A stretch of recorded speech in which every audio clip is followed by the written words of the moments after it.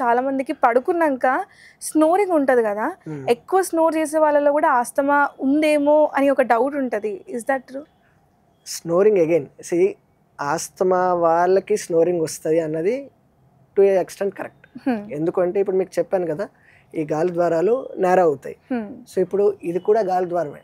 మనం ముక్కులో కానీ నోరుతో కానీ తీసుకుంటే ఇది కూడా ఇదే. ద మెయిన్ స్నోరింగ్ కారణం ఏంటి అంటే, ఒకటి కొండనాలుక ఉంటుంది మనకి. ఆ కొండనాలుక పొడుగైన అది యూజువల్గా ఎలర్జీ వీటిల్లో పొడుగవుతుంటుంది.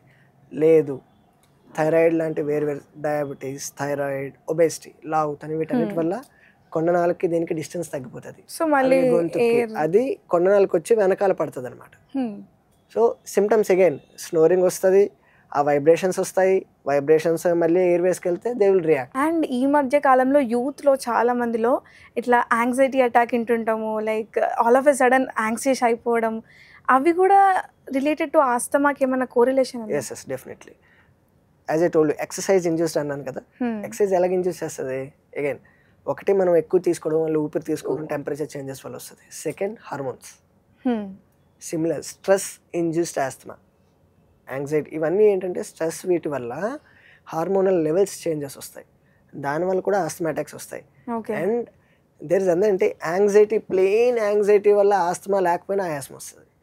జనరల్గా కూడా కొంచెం యాంగ్జైటీ వస్తేనే ఆయాసం వచ్చేస్తుంది. హైపర్ వెంటిలేషన్ అంటాం.